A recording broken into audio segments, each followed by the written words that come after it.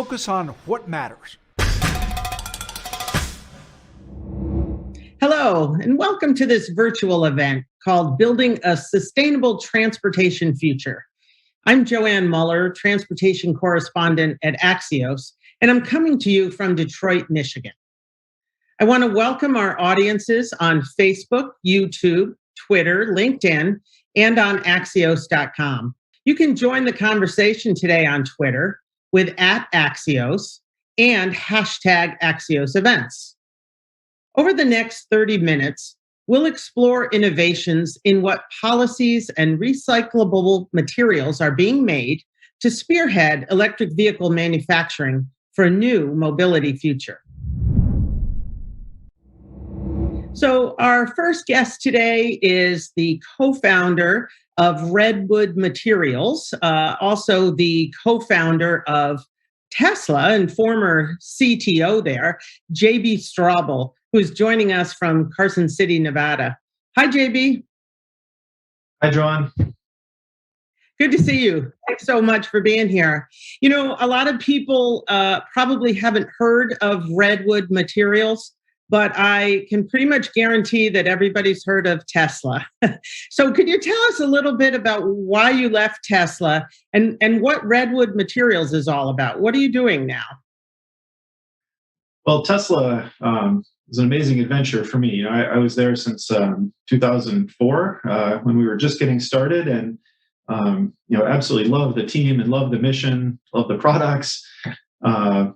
But I'm also an entrepreneur at heart, and I love building things. I love building teams and companies and products.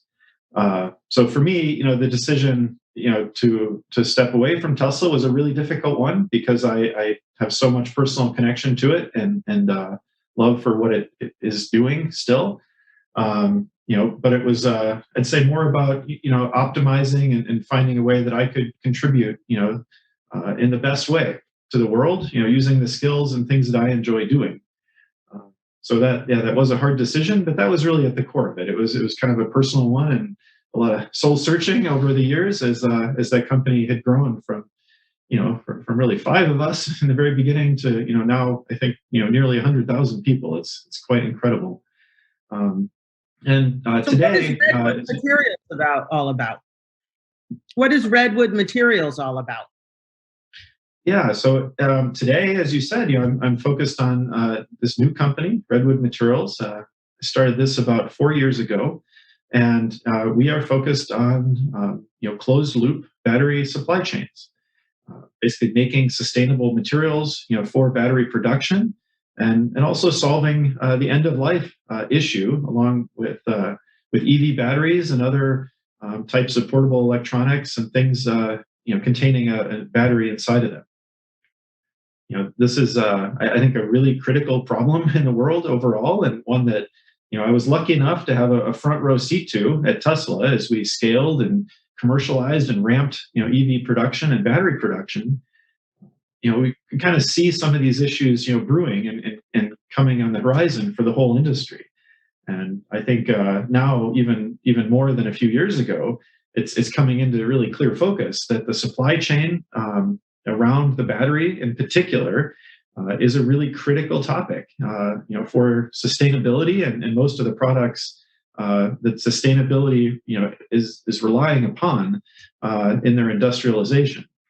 So that's really where we're focusing today, is in how to, solve some of those core supply chain issues, link recycling of those end-of-life batteries into new material manufacturing, and do that domestically, do that close to where the products are made and used, so that we minimize this global transportation impact and risk of moving those same materials all over the world as part of their manufacturing. So batteries take a lot of raw minerals that we don't necessarily have in the United States. In fact, I think almost all of the minerals come from Asia. Can you explain what a circular supply chain is and how you plan to create that here in the U.S. rather than in other parts of the world? Well, you're absolutely correct. The raw materials to make a battery, are largely not coming from the U.S. initially. They come from many parts of the world, but they get routed through Asia almost entirely today to be manufactured, and then are imported from Asia, to the U.S. where we make batteries at all here. That whole supply chain path is quite convoluted and has a lot of risks associated with it, risks of disruption and some geopolitical risks. It also has a major sustainability impact. Just the emissions, CO2 and others from transporting the materials over such a long distance is quite significant, and a big portion of the embedded emissions in a battery that gets made today. So a circular supply chain is really exactly what it sounds like. It's really linking the end of life of a product as it's used and comes to the end of its useful life, linking that back to the very beginning of manufacturing new products. And today this is not done with very many materials or products. I think it's a major opportunity, and especially with batteries where the materials are fundamentally not consumed or destroyed in the application. We can recycle and remanufacture the materials inside of a battery into new materials, into a new battery with almost 100% utilization. There's no degradation in the function of those critical metals as they go around in that circular supply chain loop. So that's a kind of interesting and novel concept. I think a lot of people imagine that when you use them once, they must be worse the second time around or something like that. But it's not the case with these critical metals. They can be refined and purified again so that they have indistinguishable function the second time. And you can do this as many times as you'd like. So we know right now in the United States, the Biden administration and Congress are really looking to make a big push for electric vehicles in this country. But it's more complicated, isn't it, than just giving everybody a tax incentive to go out and buy an EV. What is it about this effort that concerns you, that keeps you up at night? Well, it is incredibly exciting to see, so much focus, attention, and now customer adoption of electric vehicles. Many OEMs making, bold announcements. The administration, really putting the weight behind, a 50% new vehicle sales goal by end of this decade. This is all very exciting, and I think the right thing to do. As part of that, we have to make sure that we're planning ahead, though. Planning ahead both for the supply chain scale up that's needed to accomplish this in a sustainable way and in a secure and stable way, and also planning ahead for the end of life and making sure that we don't have unintended or unexpected environmental impacts associated with that end of life of these batteries that are going to be deployed in many millions. As well as impacts of the supply chain or aspects of manufacturing or mining the materials to make the products.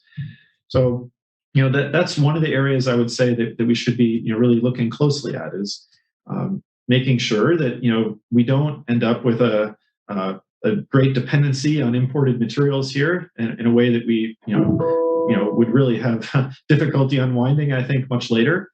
And also that we don't create these unintended environmental impacts. Of this transition, as we go through it, really trying to solve an environmental problem, and we don't want to create another one by accident. Well, it makes me think of the computer chip shortage that we're facing right now. This has really had a devastating snowballing effect on the auto industry. Do you think that we could have a chip shortage 2.0 when it comes to batteries and just, be in trouble all over again? I absolutely do. And I actually think it could be quite a bit worse. The percent of imported materials and imported value inside a battery today is actually quite a lot higher than if you just look at the semiconductor component value or complexity in an automobile today. In a battery, it's the single most expensive part of an EV. And defines the entire performance of the EV. you can't really substitute it out for something else. It's core to the product. So, we actually, unless we do domestic manufacturing of these materials, we will have a greater risk and a greater dependency on imported materials from factories in similar locations to the semiconductor factories. So bottom line, are you more optimistic or more pessimistic about America's effort to go electric? Oh, I'm definitely optimistic. I'm an optimist at heart. I think it'd be hard to be anything but. Having built and been involved in these industries for almost 20 years, but we have time to solve these problems. And we have time to get in front of this. And I'm very optimistic about America's ability to scale manufacturing and do these things.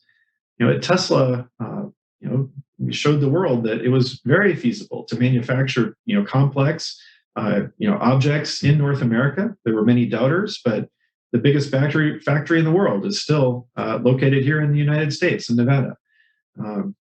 That's I think that's a testament to what we can achieve and the fact that this can get solved. And there certainly is a lot more on the drawing board. We've heard from a lot of companies. So, JB Straubel, thank you so much for joining Axios today for this important conversation. Oh, you're welcome, and great to be here. Thanks for having me. Thanks. And next, we have a view from the top segment with my colleague, Senior Vice President of Events and Creative Strategy at Axios, Kristen Burkhalter. Kristen? Thanks, Joann, and thank you to our sponsor, the American Chemistry Council, for making this event possible. I'm now excited to have a conversation with Randy Stone from Wilmington, Delaware. He is the President of Mobility and Materials at DuPont. Welcome to Axios, Randy. Yeah, thanks, Kristen. Great to be here today. Looking forward to this conversation. Randy, let's jump straight in. Today's conversation is focused on sustainability in the automotive industry and the shift to electric vehicles. Lots of exciting things on the horizon. I'd like to hear more about your role at DuPont and why are you so motivated to work in this industry?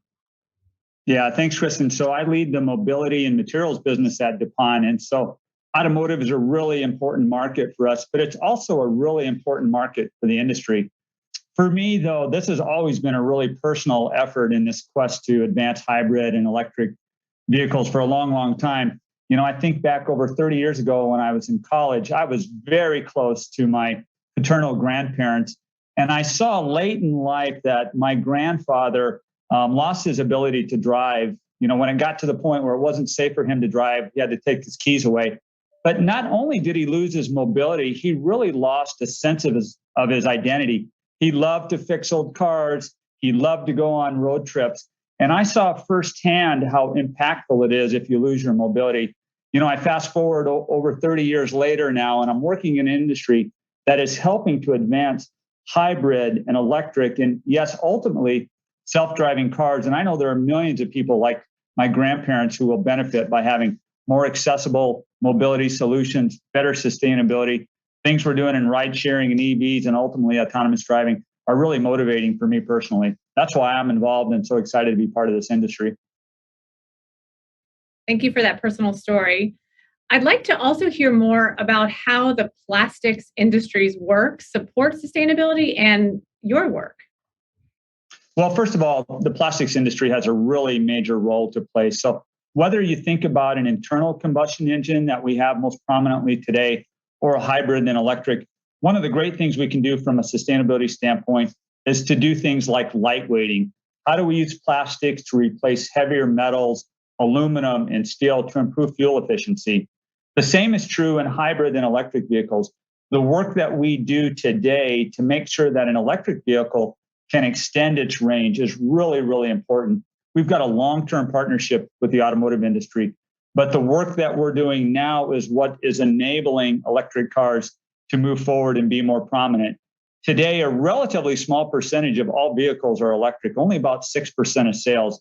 But the plastics industry can bring an integrated and holistic set of solutions to help the adoption of EVs. And if we do that, of course, we get much better sustainability. We get lower carbon emissions. We get better fuel efficiency. Consumers pay less at the pump, of course, because they're not buying gasoline anymore. So there's a really, really important role that we play to advance this hybrid and electric vehicle trend that we see today. And you just mentioned this, a big part of your role focuses on sustainable manufacturing. And you also mentioned plastics, of course, but how are plastics and how are other innovations shaping this pursuit of advanced and sustainable technologies to drive down emissions?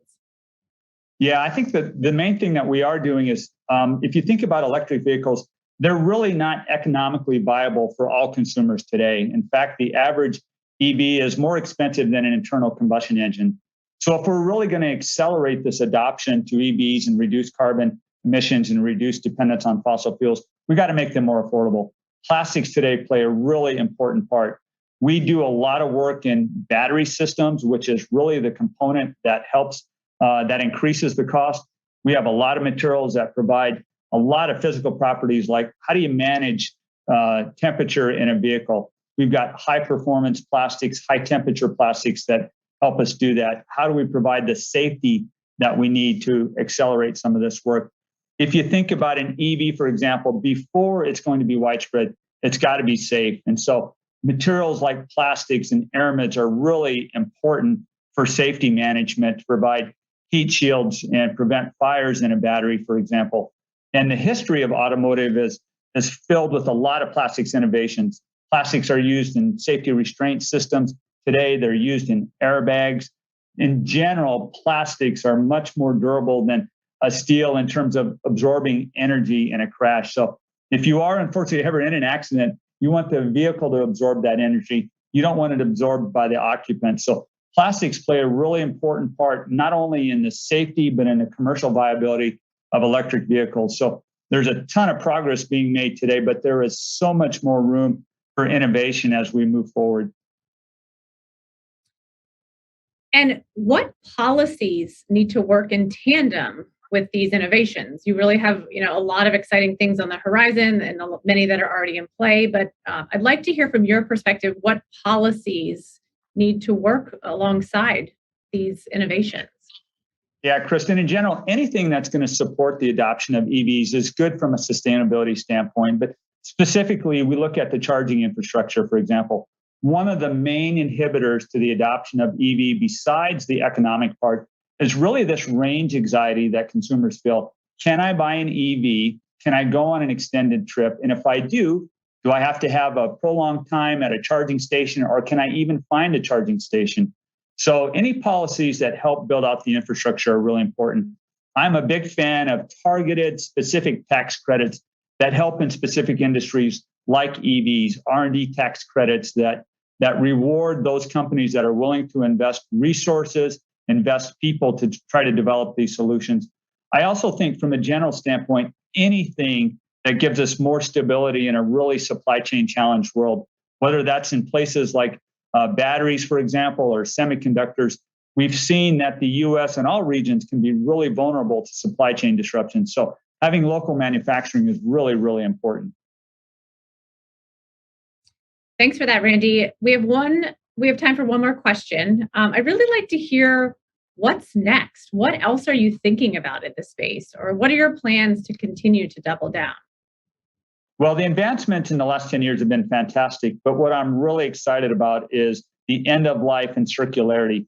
Cars and automotive are durable in nature. They're not single use, so they can last a decade or longer. But we've really got to tackle this end of life circularity. I'm really pleased that ACC and Oak Ridge National Laboratories have entered into a 5-year partnership to really figure out how do we take this really diverse set of materials that are in automotive today, recycle them, bring them back into the material streams so that the sustainability and end of life story is just as compelling as the advancements we've made in electric vehicles in the last 10 years. I'm really excited about that.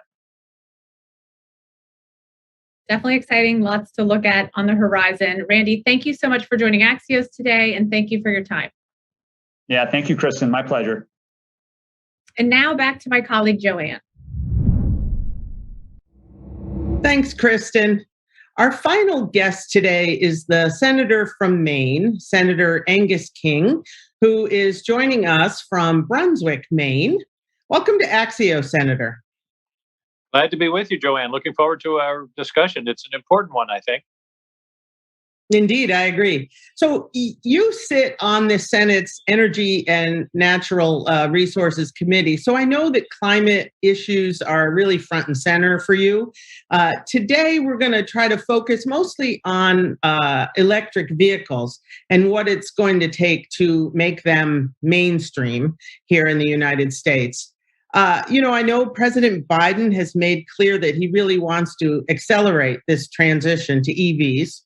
And I'm wondering, what policies do you think will be most effective to help that happen? Well, I am going to answer your question, I promise, but I also want to mention, because I think it's relevant, in addition to energy and natural resources, I also serve on armed services and intelligence. And we're talking about a national security issue here. We're talking about the need for a huge ramp up in the production of batteries, but we're also talking about the need for critical minerals that are used in batteries, many of which we have to import, from China. That's not a good idea from a national security point of view. But let me get to your question. I believe my top three priorities in terms of climate change are energy storage. Number two is energy storage. And number three is energy storage. Developing the battery technology that will allow us to make renewables essentially into baseload power is the real key to a carbon-free future. The situation now is that wind, and of course the wind doesn't blow all the time, the sun doesn't shine all the time. So where does the power come from in those interim periods? Right now, in New England, for example, today, 60% comes from natural gas, fossil fuel. So when we can get to a place where we have grid scale storage, or and I'll get to EVs in a minute, but when we have grid scale storage, where we have excess production during the sunny, windy days, and it can go into storage, then it comes out when we need it, then you've got a carbon-free electric source. Then the next step is EVs. So if we have carbon-free electricity, that's 30% of the emissions in the country. The next 30% is transportation. If you're powering EVs with clean electricity, you've now dealt with 2/3 of the carbon sources in the country, and that's, needless to say, that's an enormous accomplishment. But as I say, the EVs take batteries, and then the question is, where do we get the materials for those batteries? And there's also an environmental cost to mining those materials. So what I'm proposing, and others, are that we start looking seriously at recycling. In effect, mining from batteries that already exist. And thankfully, there's some very important provisions on this in the bipartisan infrastructure bill. Well, you brought up a lot of the issues that I wanted to talk about. So let's break them down a little bit. We could talk about battery supply chains first, if you like. As you mentioned, a lot of this stuff comes from Asia. What is it going to take to set up those supply chains in the U.S.? Does recycling play a role in that? I know you've got some legislation on that. And how do we, sort of make our own country not dependent on other countries for batteries? Well, this is a tough issue, and it's one that our whole system is set up based upon most efficient producers, lower cost, and those kinds of things. But in this case, it may be important to pay something of a premium, as call it an insurance policy, in order to have domestic supplies. Because you don't have to have much imagination to say, okay, we get to a significant penetration of EVs, and then suddenly we get into some kind of conflict with China, and they say, okay, no more rare earth minerals, no more cobalt, no more, the things you need for batteries, lithium, and we're in a really bad place. So, as I say, there's a very important national security aspect of this, and it's a matter of stimulating and developing the domestic industry, including mining and processing, and that's where the environmental community is going to have to understand that there's no free lunch here. That you can't argue that, we got to have EVs, we got to have batteries, but we're going to have all the mining happen somewhere else. I don't think in the long term that's a viable solution. Do you think that recycling can play a role anytime soon, or is that going to be, decades away before we have enough of these minerals that we can actually recycle and create a circular supply chain? I don't think it's decades away, but I think it's probably 5 years away. But we're trying to invent an industry from scratch here. There's a wonderful article in Wired magazine recently about the whole issue of recycling EV batteries. And right now, it's tough, and it's a question of whether it's economically viable. So what's happening now is EV batteries are essentially being stored because everybody thinks there's going to be a recycling market. And one of the pieces of the bipartisan infrastructure bill is specifically addresses this in terms of grants, a prize for how to do recycling. EPA would establish standards for recycling, grants to recycling startups. So like I say, we're trying to jumpstart an entire industry here. It is feasible, but it's not easy, and it's something that's going to take some time. And frankly, it's going to take some federal support, just as other areas of energy development have. So I'm optimistic. The other thing that we can also do that is in the infrastructure bill is reuse EV batteries for other purposes. In other words, they may no longer be sufficient for an EV, but they've still got some capacity in them, and they can be used as backup for in homes, for example, or in combined for grid scale backup. I mean, there's a lot of creativity that's going to have to come into play here. But the answer is yes. I believe we'll have recycling. I think it will be shorter than decades, in part because we have to. Mm-hmm. Well, one of the questions that I get asked a lot about the electric vehicle effort is whether or not our grid can even support these vehicles. So tell me what your concerns are there. Well, the short answer is in the short run, the grid can, particularly if the vehicles are going to be charged at night, which we think a lot of them will. I have an electric vehicle. It's almost always charged during the night. The grid has significant excess capacity at night. Think of the grid as a church that's built for Christmas Sunday. That means that on an off Sunday in June, there are a lot of empty pews. The grid is built for the hottest day in the afternoon in August, and that means at night there's excess capacity. And so we can add a lot of, sorry about the dogs. We can add a lot of capacity before we get to the place where we're going to need additional grid facilities.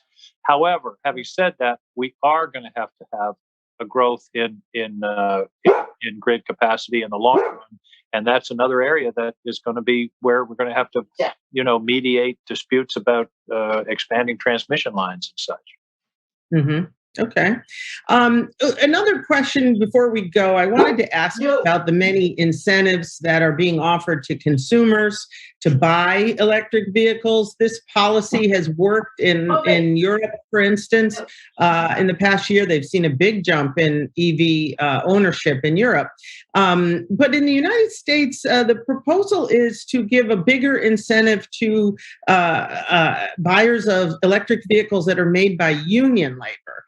And some other automakers, Toyota, Honda, for example, and others who make cars in the United States, but in factories where the workers don't belong to unions, are saying this is not good policy and it really does nothing to help the environment.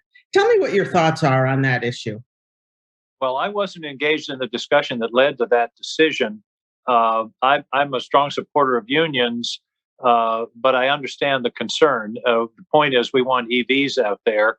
I think this was frankly an effort to support American workers and to be sure. I mean, whenever we do a program that involves subsidies, the question always ends up, where's the money going? Who's going to actually benefit? And I think that the intent here was to be sure that the benefit actually went to Americans and American workers.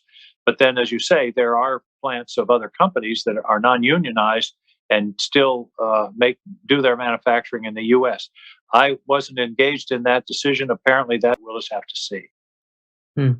Well, bottom line here, I guess the question is, do we have all the pieces in place for a transition to electric vehicles, or will we soon? I'm glad you added will we soon. I think the answer to the question as you first stated it is no. There are lots of pieces yet to go. On the other hand, the transition is happening very fast. And I think the infrastructure will be there. But it's a complicated issue. And this is a major transition. I mean, we've been doing internal combustion engines for 100 years. And all of a sudden, we're talking in less than a decade, a significant transition to an entirely new way to power transportation. So clearly, it's not going to be an easy and direct, short path, but it's one we have to take if we're serious about climate change, and we have to be serious about climate change because of the risk that it poses. So I'm optimistic. I think we're going to develop a recycling market. I think we're going to see more battery manufacturing here in the U.S., and I think we're going to see far more EVs out on the road, and the climate will be all the better for it. And frankly, it also will be a savings to Americans in their pocketbook. I can fill up my car for a couple of bucks instead of for 20 when I'm using electricity instead of gasoline. Well, Senator King, I want to thank you very much for digging into these issues. I wish we had more time, but we're going to have to say goodbye right now. Thank you again for joining Axios. On behalf of the two dogs, Mowgli and Maddie, and myself, thanks, Joann. Fun to talk to you. Goodbye to all of you. Well, thank you all for joining us this afternoon for another virtual conversation that has made everyone smarter and faster. To follow what matters in the transportation industry, sign up for What's Next newsletter at axios.com/newsletters or on the Axios app. Thanks again for joining, and we'll see you soon at axios.com.